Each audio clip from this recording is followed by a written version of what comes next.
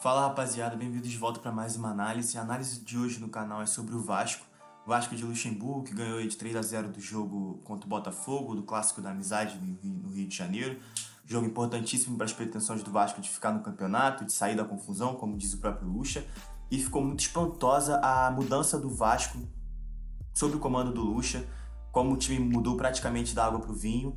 E muito tem se dito se o Sapinto era ruim, se o problema era ele, se o Lucha que realmente sabe de tudo. Então vim dar uma destrinchada do porquê que o Vasco mudou tão rápido sob o comando do Vanderlei Luxemburgo.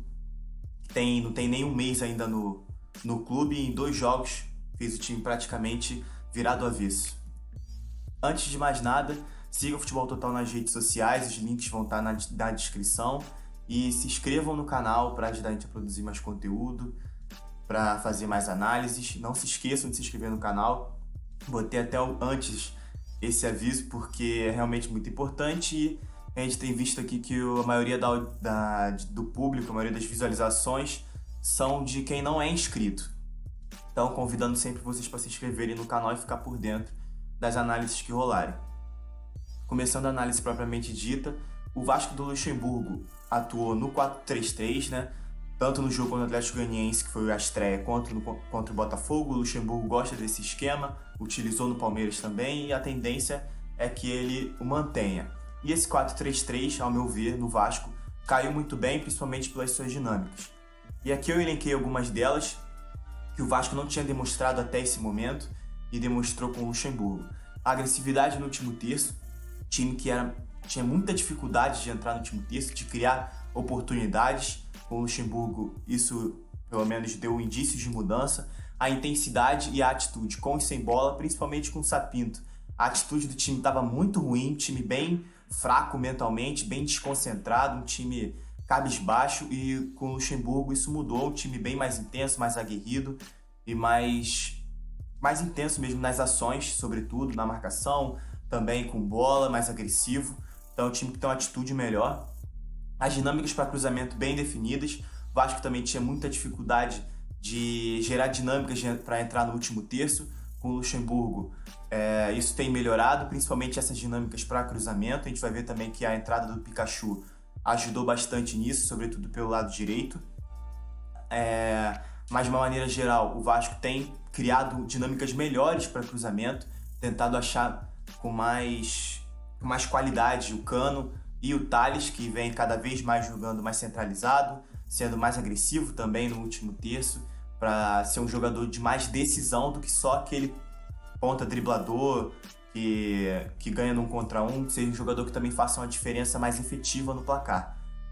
E aí, seguindo a entrada do Juninho e do Bruno Gomes, esse primeiro já era pedido por muito tempo pela torcida, um pouco ignorado pelo Sapinto, que depois até nos seus últimos jogos colocou o garoto para jogar um pouco mais tempo, mas demorou muito para testar o Juninho, e foi um jogador que subiu muito bem da base, atuou muito bem na base na Copinha, né, na campanha do Vasco na Copinha, que foi uma ótima campanha, foi eliminado até pelo Grêmio, que foi finalista, mas foi um time que foi muito bem elogiado, um time que jogava muito bem na Copinha, que prometia bastante. O Juninho era um dos principais jogadores desse time, junto com o Caio Lopes, que também ganhou oportunidade com o Luxemburgo agora nesse jogo contra o Botafogo, outro que também era muito pedido pela torcida vascaína.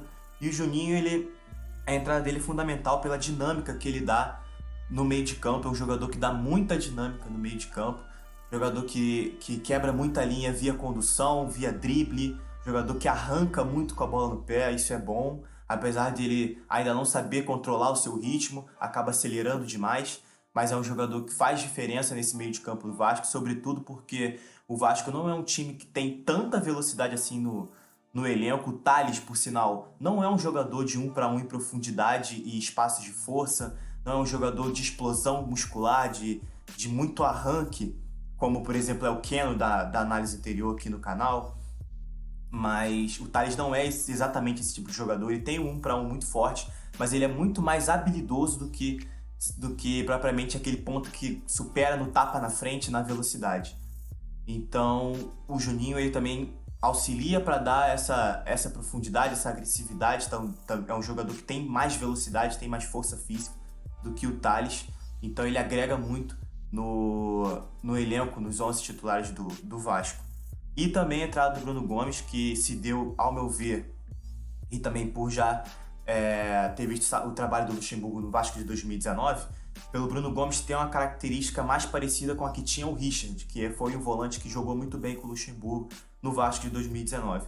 Bruno Gomes é um jogador que joga muito bem de costas para pressão, joga muito bem, suporta muito bem a carga, sabe girar muito bem, tem um bom giro, consegue sair tanto para o lado direito, sair tanto para o lado esquerdo, tem muito domínio do espaço às próprias costas, então gira sobre o seu próprio eixo com muita facilidade. Então é um jogador que, em primeira fase de construção, na saída de bola, ele é mais eficaz do que o Andrei, que vinha errando muito nessa saída, sobretudo com o Atlético Paranaense. Ele também entregou um dos gols nesse erro de saída de bola, e o Bruno Gomes ele é melhor nesse setor do campo.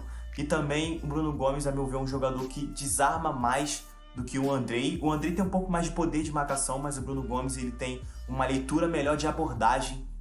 Ele sabe o momento de abordar, sabe como abordar e roubar a bola sem ter tanto que forçar o contato, sem ter tanto que ser faltoso ou usar mais do seu físico para desarmar. Ele consegue desarmar mesmo sendo um pouco menos privilegiado fisicamente do que o Andrei. Então foi um jogador também muito importante que o Luxemburgo colocou como titular. E o posicionamento do Tales e do Pikachu, que eu vou mostrar mais à frente. Dois jogadores que também foram vitais para esse crescimento do Vasco, sobretudo pelos seus novos posicionamentos, o Pikachu atuando muito bem à frente. E aí, começando com alguns números, comparando aí o Vasco sem Luxa com o Luxa. Sem o Luxemburgo, média de 1,19 grandes chances criadas por jogo, isso é muito pouco. Lembrando que o Vasco tem a maior taxa de conversão de chances do Campeonato Brasileiro, se não me engano, hoje deve estar girando aí em torno de 57% a 59%. É muito alto, sobretudo por conta do Germancano, que é um dos melhores centroavantes aí do Campeonato Brasileiro, o verdadeiro achado do Vasco, e que converte muitas chances, o que mostra que o panorama do Vasco sem o Cano seria desastroso, porque essa taxa de conversão de chances ela é muito baixa e é difícil você manter uma conversão tão alta ao longo do campeonato, e o Vasco tem mantido muito por conta do Cano e mesmo assim tem sofrido para ganhar jogos, tem sofrido para fazer gols. Com o Lucha, essa média cresceu para 3 grandes chances por jogo. Obviamente foram só 2 jogos, mas o Vasco criou 4 grandes chances contra o Botafogo e 2 contra o Atlético Goianiense. Então já é um volume bem maior de grandes chances criadas, o que mostra o salto do time com bola. E também a média de finalizações, que sem Lucha era 9,38 finalizações por jogo, na média. E com Lucha isso saltou para 16,5 finalizações por jogo, quase o dobro do que vinha sendo a média do Vasco, que mostra que o Vasco é um time que agora ele joga bem mais com a bola, sabe mais o que fazer, principalmente quando tem bola, porque com o Sapinto e até com o Ramon Menezes também, o Vasco era um time que tinha muita dificuldade de finalizar, de gerar boas situações de finalização, finalizava muito pouco, tinha muita dificuldade de concatenar bons passes, de criar chances com qualidade, e com o Lucha o Vasco mostrou uma melhora nesse quesito, mostrou melhores dinâmicas. E aqui mais um número, esse print tirado do SofaScore, que postou esse tweet no momento do jogo, que por sinal foi coberto pela gente lá no Twitter. Se vocês quiserem acompanhar, é só seguir na descrição o link. Contra o Botafogo, o Vasco fez sua partida no Brasileirão com mais grandes chances de gol, mais chances claras de gol, 4. E foi o primeiro em mais desarme, o segundo que mais finalizou, certo? E o segundo que mais finalizou, 18. Então, o Lucha, só nesse jogo contra o Botafogo, ele superou várias marcas do Vasco, sobretudo com bola, que o time tinha acumulado durante todo o campeonato. Durante todos os jogos, o Vasco nunca chegou a finalizar 18 vezes. Quer dizer, acho que até chegou, né? Porque aqui é a segunda, mas não era com frequência. E nunca chegou a criar 4 grandes chances claras de gol. Então, mesmo que os adversários tenham sido, em tese, fracos, Botafogo, que vem muito mal, praticamente rebaixado, o time também com a postura muito ruim, mas pegou um Atlético Goianiense que é um time muito bem treinado pelo Marcelo Cabo, muito bem treinado mesmo, um time que é regular ali dentro da sua proposta de ficar no meio de tabela, e mesmo assim criou boas chances e teve um volume maior ofensivo, né? Teve um volume ofensivo maior do que vinha tendo com o Sapinto e também com o Ramon Menezes. Indo pro sistema do Lucha, como eu falei anteriormente, o 4-3-3, que é uma característica do Lucha, já nos seus trabalhos, ele tem adotado esse sistema com uma certa frequência nos seus últimos trabalhos, aplicou no Vasco em 2019. Ele promoveu as entradas de Juninho, Bruno Gomes, Werley, Henrique e Pikachu, lembrando que com o Sapinto era o Neto Borges que jogava na vaga do Henrique. E ele também, uma opção até meio polêmica e que, a meu ver, ele deve até talvez mudar com a volta do Ricardo Graça, que passou mal contra o Atlético Goianiense e virou desfalque, que é essa entrada do Werley, mas que também é um jogador que não vem comprometendo, vem até fazendo boas partidas, é um zagueiro experiente, mas que a torcida do Vasco também não gosta muito, e creio que ele não deve ser titular com a volta do Ricardo Graça. E aqui o garoto Caio Tenório, que também é uma promessa da base, um garoto muito bom, lateral direito também muito bom, que jogou na vaga do Léo Matos, que também deve ser o titular, quando o Atlético Goianiense foi o titular. Mas, em suma, esse é o esquema do Vasco com o Lucha, o 4-3-3 clássico, com o Léo Gil e Juninho. E aqui, já mostrando a mudança de posicionamento do Thales, primeiramente, para depois falar do Pikachu, que já está aqui também agredindo, já está chegando aqui de trás. Ver como o Thales jogando aqui como se fosse mais um segundo atacante. A meu ver, o Thales é muito mais um segundo atacante em relação à característica do que um ponta, aquele ponta clássico de 1 para 1 e profundidade, velocidade, de espaços de força. Para mim, o Thales funciona melhor como um jogador que circula atrás do atacante, um jogador que também vai ter chegada na área, vai ter o seu 1 contra 1, vai ter liberdade para flutuar, para cair na ponta quando ele quiser também, para cortar cortar para dentro, né? Jogar como ponta de pé invertido e finalizar, mas é um jogador que joga melhor em espaços de habilidade, joga melhor flutuando pelo corredor central, pelo entre linhas, do que colado na linha lateral. E aqui já mostrando o mapa de calor, né, do posicionamento do Thales, se aprofundando mais no posicionamento dele. Aqui esse jogo foi Grêmio e Vasco, o último jogo do Thales antes dele sair por conta da Covid, se não me engano, ou ele teve uma lesão, mas sei que ele ficou afastado por um tempo dos jogos. E esse foi o último jogo do Vasco, do Thales de titular, sob o comando do Sapinto, que foi aquela goleada para cima do Grêmio. E aqui quis trazer que olha como o mapa de calor do Thales com o Sapinto, que é aqui contra o Grêmio, com 86 minutos jogados. E aqui até tem uma justificativa melhor, porque ele jogou menos, 45 minutos, entrou no intervalo, estava voltando. Mas olha como, em comparação ao jogo contra o Grêmio e ao jogo contra o Botafogo, como o mapa dele é bem mais quente, bem mais vermelho e bem melhor distribuído também. Que significa que com o Luxemburgo ele é um jogador que participa mais do jogo, tem mais ações com bola do que com o Sapinto.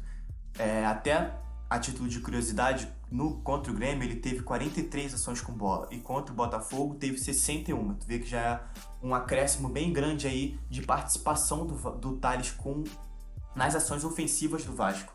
E aqui contra o Atlético Goianiense também, um mapa até um pouco menos quente do que contra o Botafogo, mas bem mais quente do que contra o Grêmio, que mostra que ele participa bem mais do jogo.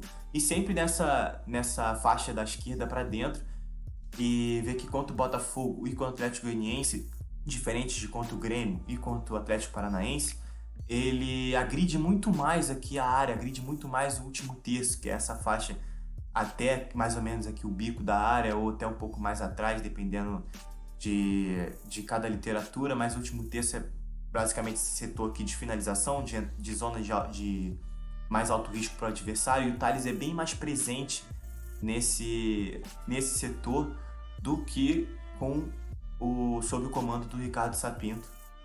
Isso também foi um fator fundamental para o crescimento do time e também para o crescimento do garoto, que tem muito futuro, é muito bom jogador. Aqui já uma dinâmica do Vasco para cruzamento, que também mostra a agressividade e o posicionamento do Thales mais perto do último terço, já entrando na área, agredindo a área. Tirar aqui o som. Olha como, diferente do que acontecia com o Sapinto, até pela formação que tinha 3 zagueiros, né? Então era mais difícil pro Vasco chegar. Não que fosse mais difícil, mas o Sapinto não tinha muitas dinâmicas para fazer esse homem a menos em tese no meio de campo, né? Usando ele como terceiro zagueiro. Ele não conseguia fazer com que o Vasco ainda assim tivesse volume na frente. Com o Luxemburgo, nesse 4-3-3, o Vasco mostrou mais facilidade para chegar na frente com volume. Aqui, com mais jogadores, né? Com volume também. O volume aqui inclui não só a agressividade, mas a quantidade de jogadores envolvidos na jogada. E aqui nesse momento, já o Pikachu, já começa aqui a destacar o Pikachu, como esse ponta, né, que dá auxílio pro Caio Tenório. Como o Pikachu jogou quase a vida toda de lateral, jogou a maior parte da carreira de lateral, ele é um jogador que tem noção desse lado direito, sabe ocupar bem esse lado direito, mas que também pode cair por dentro, pode ser esse homem para infiltrar, pode ser esse homem para gerar superioridade numérica no centro de jogo, e o Lucha percebeu isso muito bem com o Pikachu. Diferente do Ramon, que também utilizou o Pikachu jogando um pouco mais avançado, com o Ramon o Pikachu era um lateral que se transformava em meia com bola, né? Mas ele jogava muito posicionado, ele jogava muito no entrelinhas, sendo que o Pikachu não tem muito essa habilidade de jogar de costas para pressão, de gerir espaço pressionado, de gestão de espaço curto. Ele não tem muito essa característica, ele não sabe jogar no entrelinhas, né, dentro dessa dinâmica. Ele é mais um jogador de chegada, é um jogador que rende mais chegando, aparecendo no espaço, do que estando nele propriamente. Então o Pikachu contribuiu também bastante para as dinâmicas do Vasco, sobretudo de cruzamento. Então, continuidade é como o Vasco aqui tem o Pikachu no caso, tem 2 opções de passe em profundidade, rompendo a linha do Botafogo. Tá o Caio Tenório agredindo e também o Bruno Gomes agredindo. Então também é uma situação que era rara com o Sapinto. O time não tinha muita agressividade, muitas dinâmicas de infiltração, de agressão às costas da última linha. E isso com o Luxemburgo mudou. E na hora do cruzamento, olha quantos jogadores do Vasco tem na área. 3 jogadores mais o Bruno Gomes. Então, um time que ocupa a área com o maior número de jogadores do que era com o Sapinto.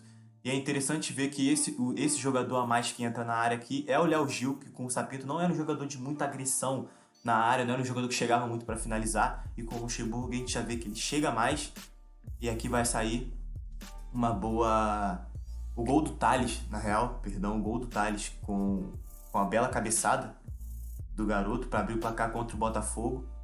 Então aqui já tem algumas das dinâmicas que fizeram o Vasco mudar tanto.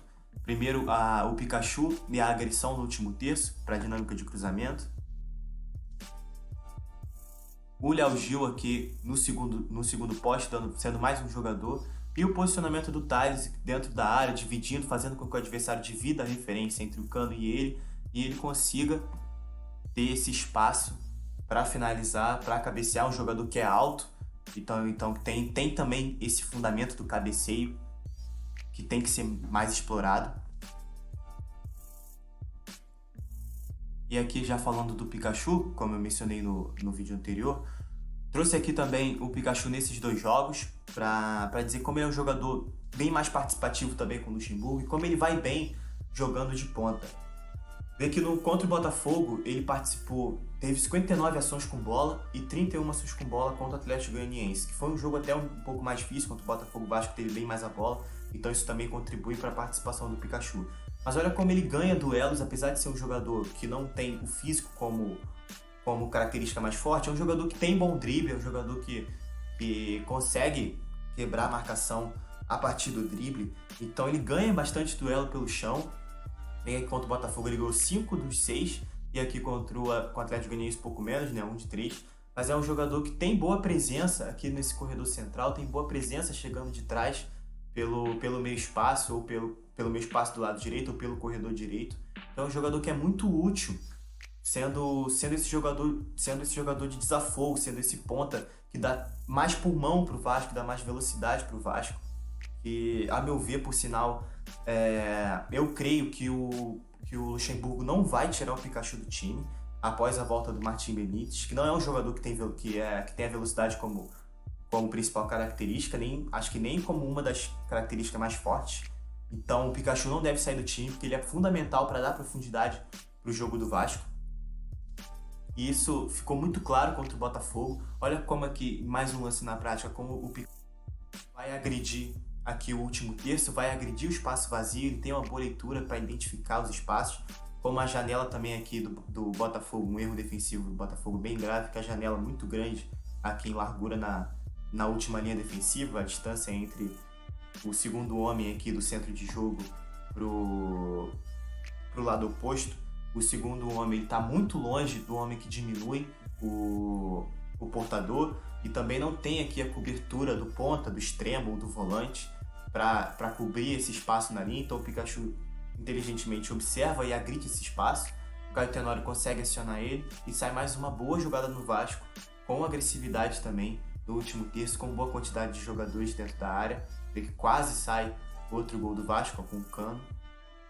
O jogador do Botafogo acaba tirando a bola em cima da linha.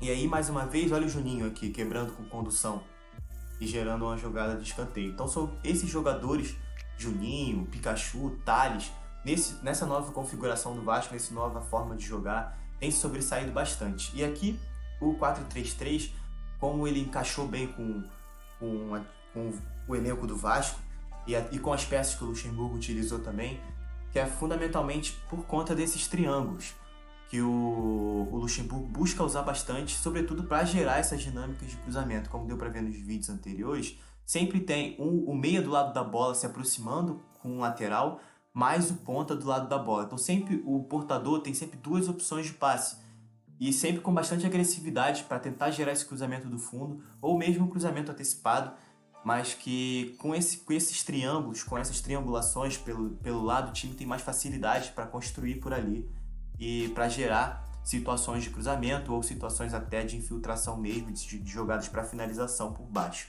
E no lado esquerdo a mesma coisa, quando o Thales tem bola no lado esquerdo como ponta, o Henrique agride o corredor, ultrapassa para dar profundidade, o Léo Gil se aproxima também para dar opção, coisas que com o Sapinto não tinha muito. E aqui o Bruno Gomes, que dá sustentação para a linha de 4 e que também no momento com bola ele pode ser esse jogador com liberdade para também auxiliar no setor da bola, ser mais um jogador próximo ao centro de jogo, para dar mais linhas de passe, para dar mais opção. E aí aqui mais uma vez, olha como para mostrar mais claramente isso, olha como o Vasco, o Thales aqui tem duas opções de passe, olha o Gil como é que tá aqui no entre linhas, próximo para triangular com o Thales ou com o Henrique que está aqui infiltrando. Olha como o Bruno Gomes está movimentando, está balançando para o lado da bola para ser também mais um jogador próximo ao centro de jogo, para dar linha de passe. E olha quem infiltra para receber esse belo passe do Thales. Na jogada, Pikachu, olha como ele vai receber em profundidade e vai gerar uma boa situação de finalização até para ele mesmo, com a boa defesa do Jean. Então fica claro que o Pikachu, ele com o Luxemburgo, ele virou um jogador, ele voltou, na verdade, a ser um jogador tão útil como sempre foi com o Vasco. O Pikachu ele não é um craque, ele até é bastante contestado, não é um primor tecnicamente, mas é um jogador que é útil ao elenco do Vasco, tem suas qualidades, tem suas valências e que são bem demonstradas, sobretudo nessas passagens do Luxemburgo com o Vasco, tanto em 2019 quanto em 2020. Então é um jogador que o Luxemburgo fez bem também em recuperar, até por ser um dos líderes do elenco. E aí aqui, mais uma vez para exemplar como a estrutura do 4-3-3 beneficiou o Vasco. Olha como o centro de jogo do Vasco aqui está bem denso, a bola é uma tabela que o Léo Gil vai tentar com o Pikachu vai ser até derrubado e o Léo Gil vai gerar uma finalização para uma ótima defesa do Jean também de novo no jogo. Mas olha o time do Vasco tem bastante gente próximo ao centro de jogo, tem um centro de jogo bem denso, então ele cria bastante linhas de passe e também está bem compacto no momento da perda. O Vasco do Luxemburgo é um time que apresentou também uma pressão pós-perda muito intensa, uma coisa que o Vasco não apresentou durante todo o campeonato. Sobretudo contra o Botafogo, num jogo em casa, o Vasco pressionou bastante no momento da perda, pressionou principalmente em zonas mais altas. Então foi um time que bem mais intenso nesse momento sem bola e também graças a essa compactação, a esse centro de jogo mais denso, esse preenchimento melhor do momento com bola, né? O time soube mais, atacar defendendo, se atacar preparado para defender com uma compactação muito boa. E aí aqui, já com o Andrei, esse é o segundo gol do Vasco no jogo, aquele gol muito bonito, depois da entrada do garoto Caio Lopes. Aqui até como o time tem um repertório um pouco maior de dinâmicas ofensivas, olha como o Vasco constrói aqui uma dinâmica de terceiro homem, que não é uma coisa que foi muito comum com o Vasco. Com o Ramon até tinha bastante, por sinal, mas com o Sapinto teve muito pouco. E bom ver novamente voltando o Luxemburgo, ver uma dinâmica que é bem útil no momento com bola, e o Vasco conseguiu criar um dos seus gols a partir dessa dinâmica. É aqui também a participação de 4 dos 5 jogadores do Vasco vindos da base: Bruno Gomes, Thales, Caio Lopes. O Cano é o segundo homem fazendo a parede, e o quarto homem da base e o terceiro homem da dinâmica é o Andrei, que vai chegar batendo e fazer o segundo gol do Vasco na partida. Mais uma vez, belo pivô do Cano também, e a boa finalização do Andrei. No momento defensivo, o Vasco com o Sapinto tinha muita dificuldade para transitar defensivamente, e isso, como disse anteriormente, que era um mérito do Luxemburgo, o ataque compacto, era um demérito do Sapinto, o ataque descompactado. Vê que aqui o Vasco é até uma situação de transição, então até se justifica, o Juninho até tem boas possibilidades aqui de criar uma jogada de perigo. Tem o Cano fazendo a infiltração, tem o Neto Borges passando no corredor aqui livre, mas ele até vai escolher a jogada individual e não vai ser muito bem sucedido. Mas olha como o time está um pouco espaçado demais pro momento ofensivo, no momento de uma perda de posse aqui. Carlinhos, Juninho e Cano, que são os jogadores, Neto Borges são os jogadores aqui teoricamente mais próximos da bola, mas mesmo assim eles são muito distantes para fazer uma pressão pós-perda, ou nem precisa ser uma pressão pós-perda do time inteiro, mas pelo menos que um jogador possa retardar o portador da bola que vai recuperá-la, né, e vai iniciar a transição ofensiva do Galo, para que tenha tempo, para que temporize para o time do Vasco se recompor. Aqui o time está muito distante, ficaria muito, muito desprotegido para fazer essa pressão, para transitar defensivamente de uma forma boa. Esse também foi um dos deméritos do Sapinto enquanto esteve à frente do Vasco. E aqui o momento sem bola do Vasco do Luxemburgo, o 4-3-3 virando 4-1-4-1, justamente para o Bruno Gomes ser esse jogador, ser esse homem que separa as linhas, para que ele possa impedir que o funil do Vasco fique desprotegido, que também era um erro do time do Sapinto. O Vasco levou muitos gols do funil, muitos mesmo, sob o comando do português, sempre com o funil muito exposto, muito aberto, a linha de zaga muito exposta. Então o 4-3-3, que virava um 4-1-4-1 no momento defensivo, fez, né, com o Luxemburgo, com que o Vasco tivesse um pouco mais de proteção nesse setor, com o Bruno Gomes sendo responsável por essa área de cobertura, até para exercer algumas diagonais aqui de cobertura que o Bruno Gomes faz bem. Então foi fundamental para o Vasco do Luxemburgo, né, nesses 2 jogos, pelo sucesso do time. E aqui trazendo até como exemplo o último jogo, né, o jogo derradeiro do Sapinto, olha como o Vasco gerou situações de grande espaço no funil, de zona de paz muito, muito grande no funil. Nesse momento aqui, que é um momento que se faz o corta-luz para a chegada do Nicão, olha o espaço que tem o Nicão no funil, olha a distância que tem a linha de zaga, e o Andrei que está aqui de costas para o Nicão, uma distância muito grande, numa zona de alto risco. Então é muito difícil. Aqui ele enquadrado com a baliza também, para um chute de meia distância, que o Nicão é bom. Mais uma vez aqui, dessa vez com o Walter. Olha como a linha do Vasco até está bem estruturada aqui. Nesse momento está bem estruturada a última linha, mas tanto o Andrei quanto o Juninho, se não me engano, que está aqui recompondo, eles não têm uma boa percepção de fechar a linha de passe para o Walter, que vai receber aqui no funil. O Andrei está até um pouco mal posicionado, ele podia estar um pouquinho mais baixo aqui, para não dar tanto espaço, e a bola acaba entrando aqui nas costas dele, né, para o Walter, que também finaliza, mas o Castan acaba diminuindo o espaço e essa situação não dá em gol.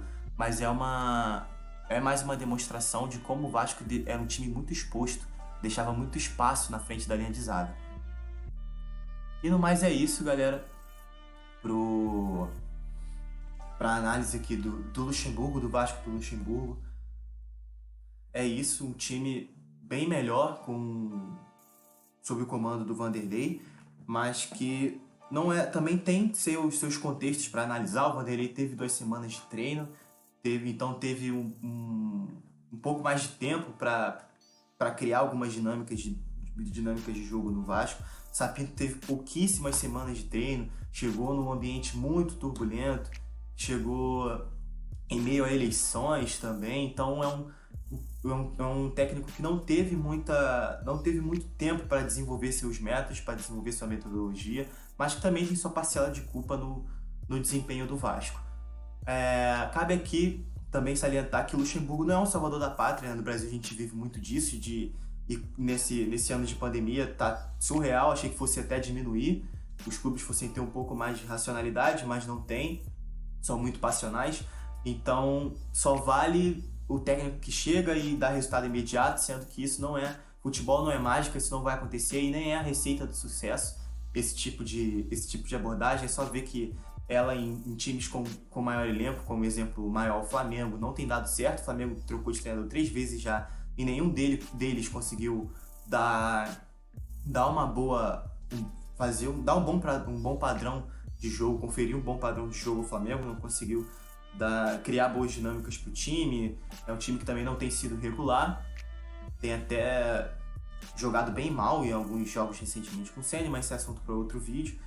Mas em suma é que fica uma lição também de valorização do Luxemburgo, que apesar de não ser um técnico que tenha tido repertório para fazer um time como o Palmeiras no seu trabalho anterior conseguir jogar num nível alto para disputar títulos, também não é um técnico que está ultrapassado ou que não é um técnico útil. O Luxemburgo, para alguns times, ele é muito útil. Vê que no Vasco ele praticamente chegou e mudou a cara do time. É um jogador também é um treinador também que é muito bom de vestiário, muito bom de grupo. Então teve seu mérito para motivar os jogadores do Vasco, para achar também um pouco mais a postura do time, para modificar, né, um pouco mais a postura do time. Então a culpa nem era... O Sapinto não é um técnico ruim, até porque não tivemos amostra suficiente para avaliar. E o Luxemburgo também não é o salvador da pátria, se ele conseguir salvar o Vasco do rebaixamento nesses últimos 12 jogos. O Brasil precisa parar de viver no curto prazo e avaliar os treinadores a médio e longo prazo. Mas então, no máximo no mais é isso, galera. Espero que vocês tenham gostado da análise. Não se esqueçam de se inscrever no canal e compartilhar o conteúdo para o máximo de pessoas que puderem. E até a próxima.